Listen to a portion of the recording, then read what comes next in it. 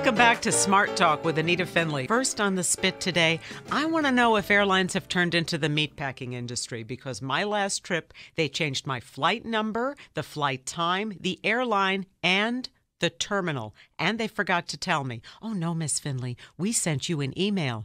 Really? The treatment passengers get is so crappy, they may as well just slap a barcode on my head and scan me on through. But don't touch my junk. And I mean, I don't exactly look like somebody dangerous when I'm at the airport, but they always have to say, Miss Finlay, we need to put our hands on you. And I try to lift up my sweater. And one time I'm very open, so I almost lifted my sweater over their head, and they said, oh no, Miss Finlay, no, don't do that. So I guess they like to touch my junk. I don't understand it. This is the Jerry Doyle Show. I have to ask you, were you the young or the restless or both? Oh, honey, I'm both. Morning, noon, and night. Or the young and the useless, or the not so young, but the still sort of restless. I left my party. I left the Democratic Party in 2008 myself, because I thought this is the party of women's progress, and it wasn't about who won or lost for me, but it was about treating both candidates with equal respect, because this was as close to a tie as one could possibly imagine. And to constantly tout her as the loser, that was another fiction that was perpetrated on the American people. But so I guess, I left and you left, and what I left was I sensed that labels don't matter anymore. I cannot live in an environment that says, okay, Democrats good, Republicans evil, or vice versa. Right. I have to look at the person, I have to look at their character, I have to look at the issue, because I think people they're sick of it. They want to see somebody who is willing to reach across the aisle and work together and get off their fat duffs, because there's 267 millionaires in Congress. I am sick and tired of them living in a rarefied air and being so busy decrying the other side, and then probably when the cameras are not rolling, they're probably each having a drink together and clapping each other on the back and having a good laugh at the rest of us. I mean, I just believe this is so much kabuki theater, I can't tell you. Tell your husband I say this in all the kindest ways. I love you. This is great stuff, folks. There is hope for tomorrow. But if you notice in the convention, he's painted as the star, and then you had Bill Clinton get on and do this brilliant 40-minute speech, Sister Mary Ignatius explains it all for you, and basically explained the man's presidency.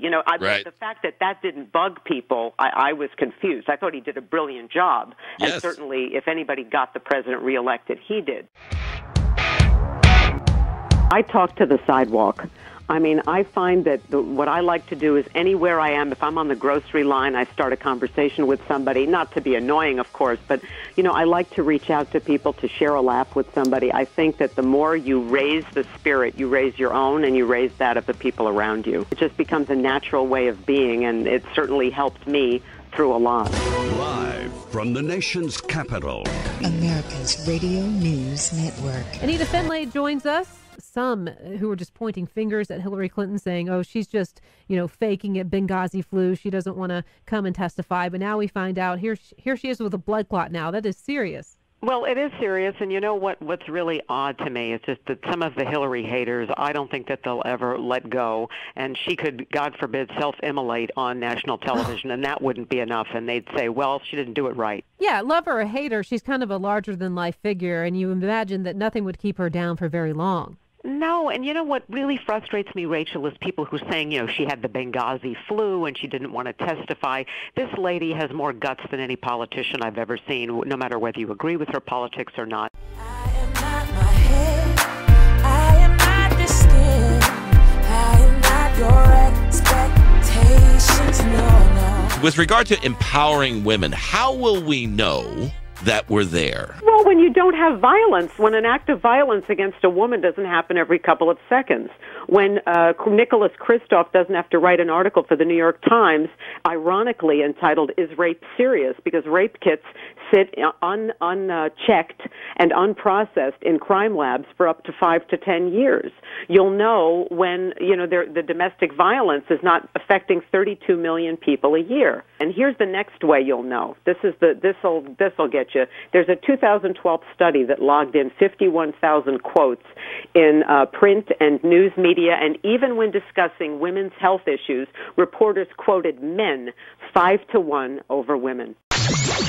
Broadcasting live from Universal City, California. I'd like to refer to her as old school classy. I hold in my hand here a thank you note that she sent for having her on the program. Anita Finlay, welcome back. Oh, Jerry, thank you so much. It's a pleasure to be with you again. Before we get into politics, this is so cool what you did. You got this like clothy kind of thing going with a stamp on there, and it's a handwritten note. Dear Jerry, in this world of texting and emailing, it's so impersonal. This to me is such a huge statement about who you are, and to me it's just old school classy. Oh, you are so sweet. You know something, to me, it's just trying to find a connection with people and fostering an intimacy. It's just even the art of conversation. But I think that there's so much to this fast food nation that is really not good. And the more that we can reach out to each other, and why wouldn't I say thank you? You were so gracious to me. That's appropriate. So thank you for acknowledging that. It's very sweet. Yeah, and the $100 was nice, too. Thank you. No, just you give with one hand and you take away with the other. That's so